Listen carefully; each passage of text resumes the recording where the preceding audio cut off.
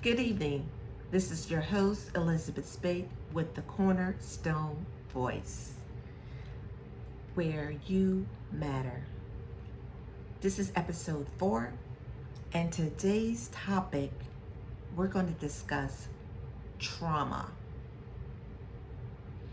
So, let me give you a little bit background about trauma.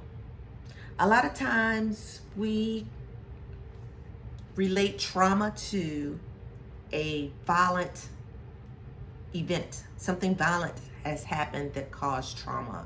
Something very shocking, such as like a car accident that someone may have died or you've gotten hurt really bad. Traumatic experience, yes. Being raped, traumatic experience. Being robbed, traumatic experience. So you get the picture. Trauma, traumatic experience that one experienced. Okay? But we never look at trauma as something that we have inflicted on others. The other day, my friend and I were talking, was having a general conversation, and I said to her that I had pulled an oracle card and the color was black and it said fear. And I said, I can't understand why that would pop up because I consider myself pretty fearless.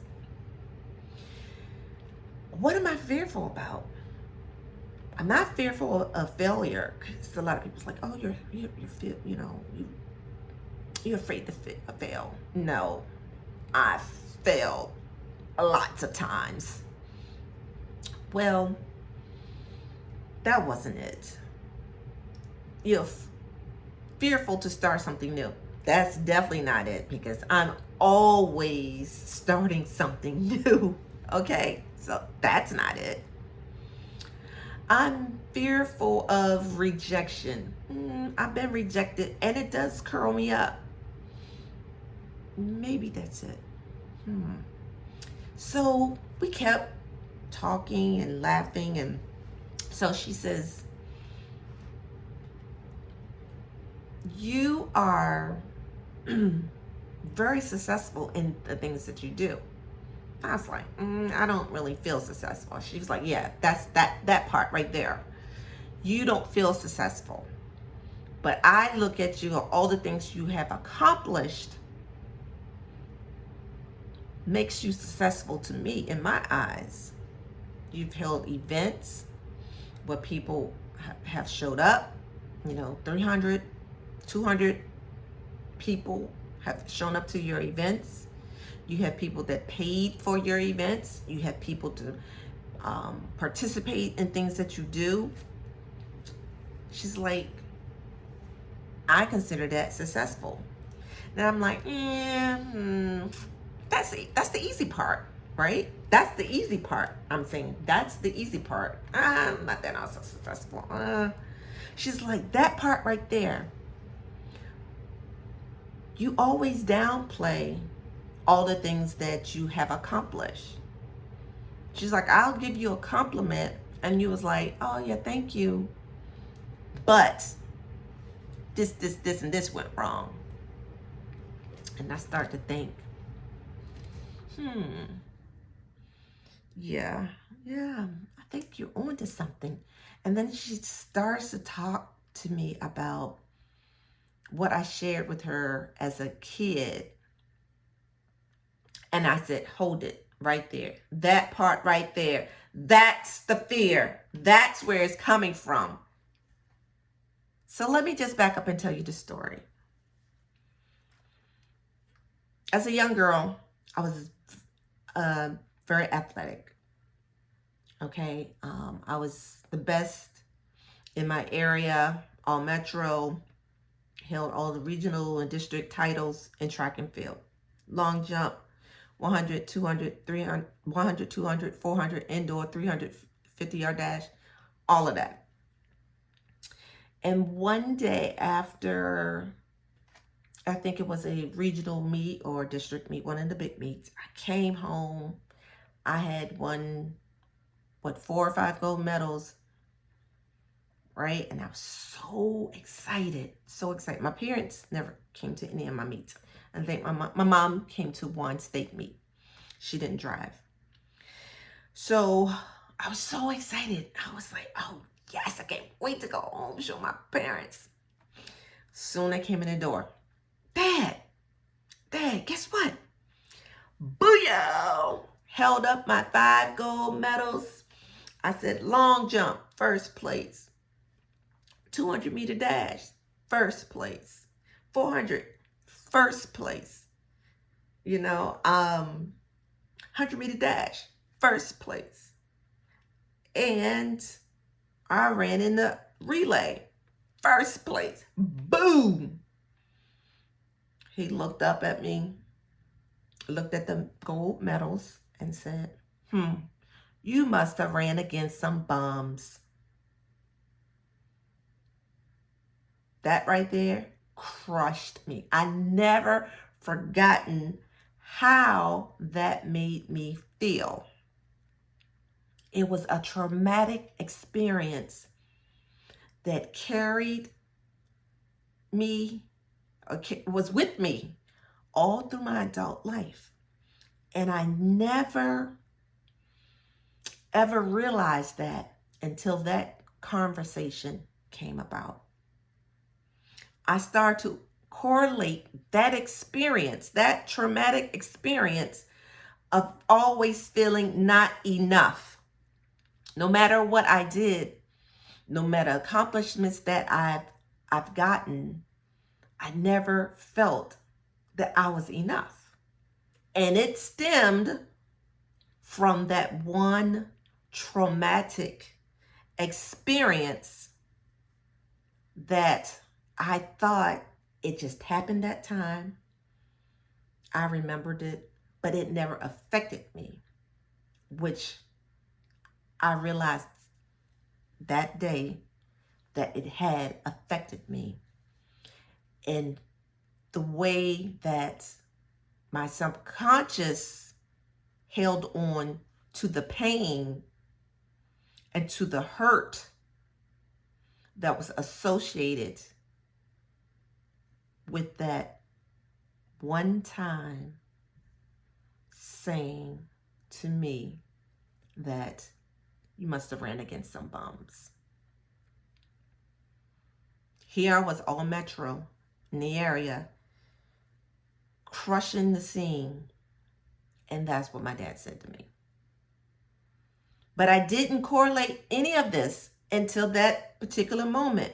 That particular moment when I was talking to my friend. She said,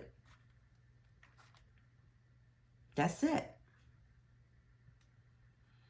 That is why you quit everything, because it doesn't go your way. Because you think you're not enough.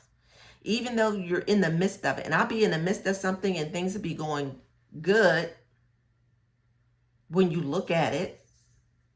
And I'm like, no, it's not working. Let me give you another instance. I ran a podcast on Blog Talk Radio for, I think, 4 years, getting guests from all over the places, getting guests from television shows and everything. I was very proud of the process and the audience of growth that I was doing. Until one of my bosses found out that I ran a podcast and said to me, I am going to look you up. I heard you have a podcast. And all of a sudden, I got anxiety. I panicked. I literally logged in while I was at work and deleted 4 years of all my downloads. 4 years of all of my episodes. 4 years of tracking my progress. 4 years of great content. Because I was afraid that if they heard or listened to those podcasts, they would come back to me and make me feel that I wasn't enough.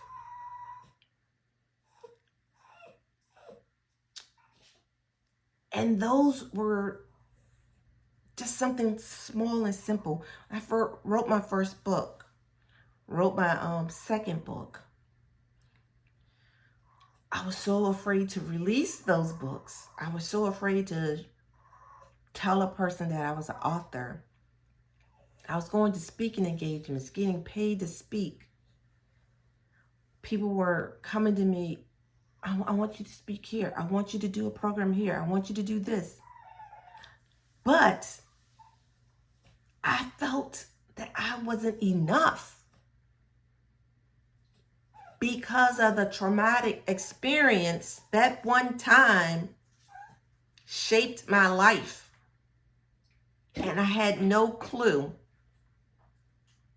that that had happened. The unconscious,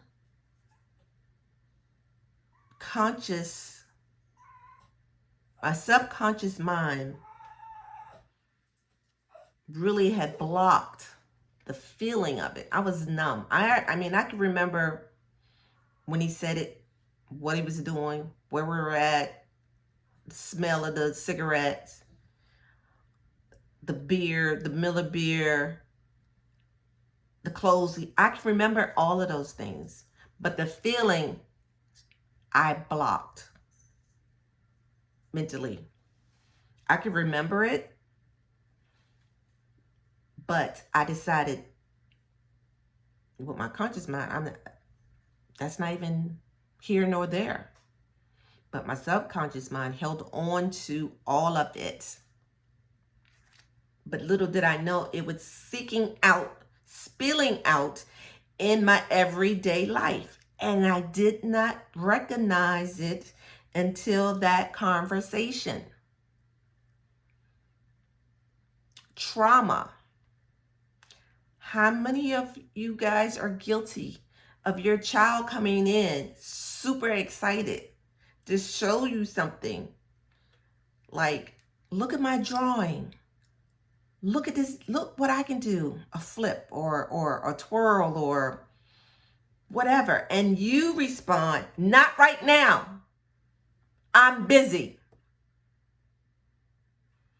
Traumatic experience for the child because they were so excited, so happy to show you their accomplishments. And you said, not right now. I am busy. I am too busy for you.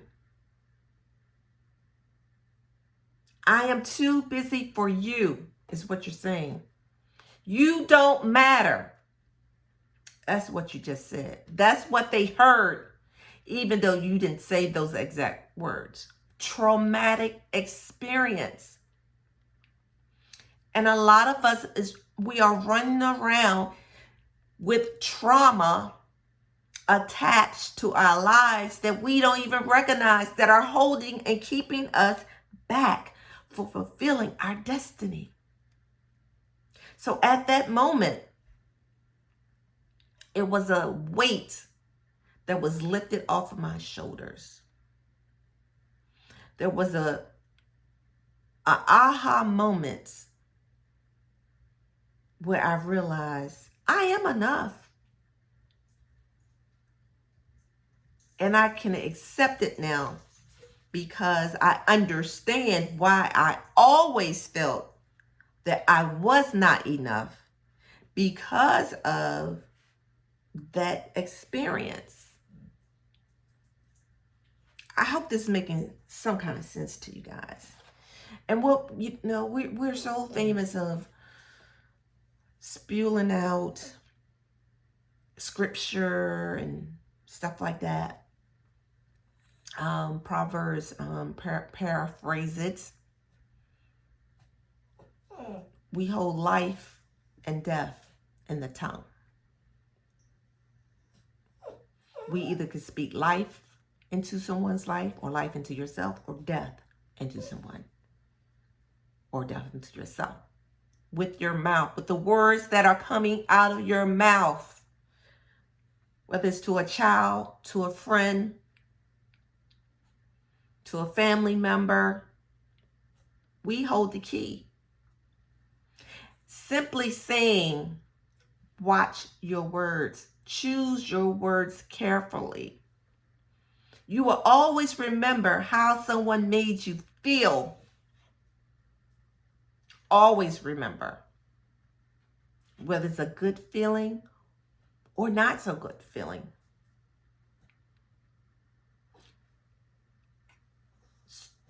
Trauma is not on the level that we think that we know trauma as. And so we disassociate our traumatic childhood, adulthood experience. We don't think of that as traumatic. So we don't look for a way to break through that traumatic experience and heal from it and learn how to move past it and deal with the healing and understand the healing of trauma. A traumatic experience could be a smack in the face by a parent, grandparent. It could have been an insult. Someone called you skinny, toothpick. It could be any of those things that made you feel a hurting, self-doubting experience that has hurt you to the core. So I wanted to just share that experience, that aha moment for me that has brought me to a new self-awareness, self-discovery of who I am. And therefore, I've made a conscious decision to deal with the traumatic experience and not allow it to continue to affect me in the way that it has. So when I accomplish something, I am going to see the good in the accomplishments, right? I am going to accept, although those things may have went bad or not as well as I had planned, the outcome was successful. I am going to embrace not only that, I am going to embrace the journey of continuing to podcast and not be so fearful to put something out because people say that I'm not enough. Because here on the Cornerstone Voice, your voice matters. And I wonder, did I even choose that Cornerstone Voice where your voice matters subconsciously? Never known that I would talk about the trauma experience that has affected me. Wow. So look here, guys. Be careful what you say to people. Be careful what you say to your children. Understand that your words do matter. That stick and stones may break my bones, but words will never hurt. Lies. That is a lie. My crazy butt used to say, well, I'll get some stick and stones and I'll break your bones. That's how bad I was. But look at here. I'm going to deal with my trauma. It would no longer affect me in the way that it has, because now I have recognized what has caused me to pull back, to never feel that I was enough, to Never give enough to people so they wouldn't say that I wasn't enough. You know what I mean? So I hope this gave you a little something to think about and understand what a traumatic experience can be other than what you thought it was. And I hope that you will return back to the Cornerstone Voice. This is your host, Elizabeth Spate. And thank you so much for listening to the Cornerstone Voice, where you matter. Good night, and see you on the next episode.